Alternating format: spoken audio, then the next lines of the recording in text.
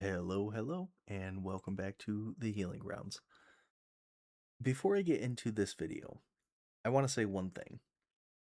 If you just went through a breakup, and I mean just like within the last few days or weeks, nothing you do right now is going to make this stop hurting.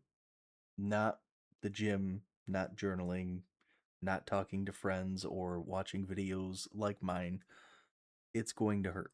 It's supposed to hurt. And that's just how it is. Give it some time before you expect anything to work.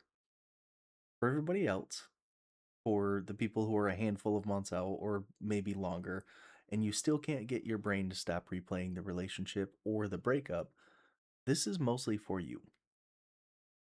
So, what's happening when you can't stop replaying the relationship in your head is that your brain is trying to solve a problem. That's it. It keeps running through this simulation the weeks leading up to the breakup, or maybe the final conversation, or the entire night that everything went down, or maybe it was even some fork in the road of the relationship where you took a left when you think you should have taken a right, and that's when you feel in that moment everything changed. Your brain is repeating all of these things because somewhere underneath all of that pain, it thinks that if it runs through this simulation enough times, it'll eventually find the different or find the version where everything goes differently. Where maybe you said or did something slightly different than what actually happened and they stayed. And now the world can feel right again. But it never finds that version because that version doesn't exist. It's not your reality right now, at least.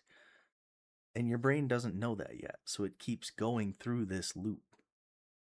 And that is what a feedback loop looks like being inside of one.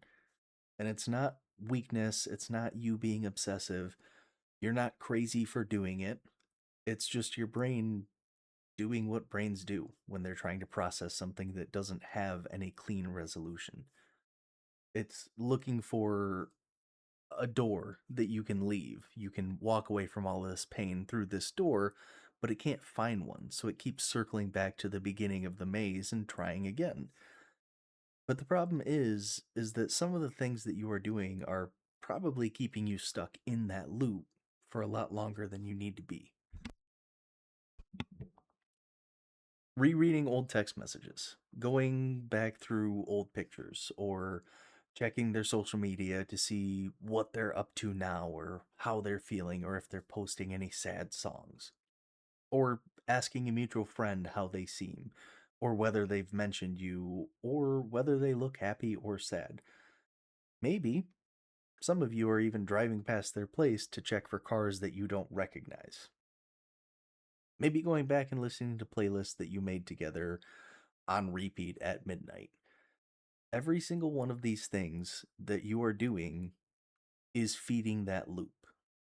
You're not processing your situation, you're just refreshing the memory of what happened. You're giving your brain new material to run this simulation with, and so it keeps running it again and again and again. And I'm not saying don't feel your feelings. Feel them. Sit with them when they hit. Cry if you need to cry. But there is a distinction to be made between feeling something when it comes up and going out and looking for it when it's not present. And one of those things is healing, and the other one is keeping yourself stuck. So, what can you actually do about it? The honest answer, and I know this isn't what you want to hear, is time. Time is the only thing that truly closes this loop. The more distance you have from the breakup, the better you will feel. But so long as you've been focused on yourself and not what your ex is up to during that time. There is no timeline that you're supposed to hit or any point which you quote unquote should be over it by now. 3 to 5 months is generally a fair timeline, but sometimes it can take a little longer. In my case, it was about 10 months. Some people end up being stuck in this thick of it for 3 or 4 years later. You heal when you heal, but make sure you're not keeping yourself stuck on this one person. We have sort of a finite amount of energy, at least that we can give at one time. And right now, if you're in the middle of a breakup, a huge portion of that energy is tied to trying to figure out what went wrong and how to get your ex back. And every time you give it something else to focus on, or something that requires actual presence and attention, you're not suppressing these feelings by doing this. You're redirecting the energy that you normally would be spending on obsessing over your ex. You're getting out of this loop by giving yourself something else to do. Outside of time, because that takes time, uh, and you don't want to wait for the hurt to go away, right? Few other things you can do are the gym. That's an obvious one, but I'll say it anyway.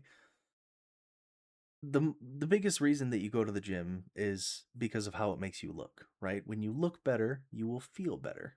And when you feel better, you feel more confident in your own skin and as yourself.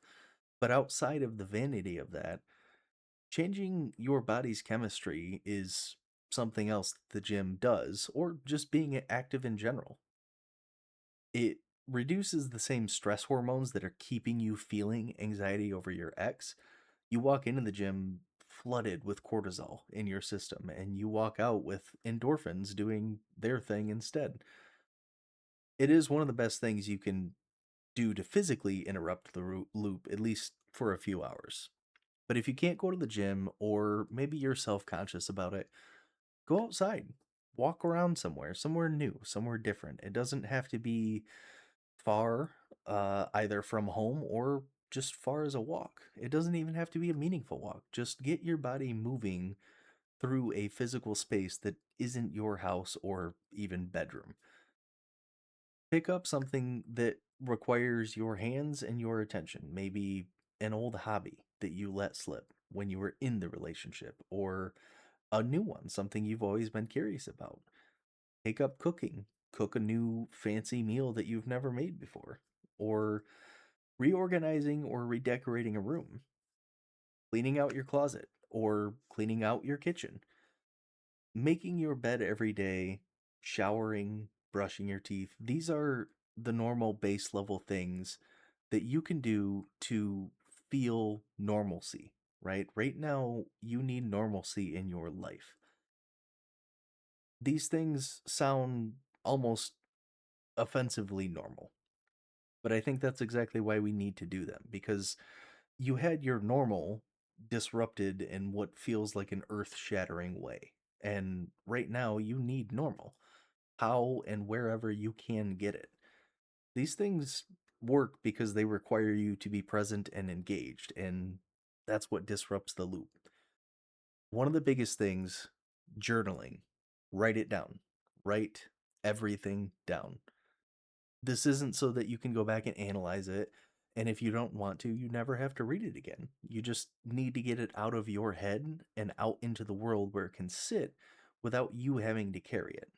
Because there is something almost medicinal about externalizing the loop, taking it out of the place that it keeps replaying and putting it somewhere outside of yourself can take some of that weight off. And you don't have to have any answers. You just have to write it down. It can be in the format of a letter to your ex that they'll never see. Don't write a letter to your ex. I will make a video on that later. It can be a letter to yourself, motivating yourself to pick yourself back up. Or if you feel it's appropriate, beat yourself up in the letter. It can be doodles.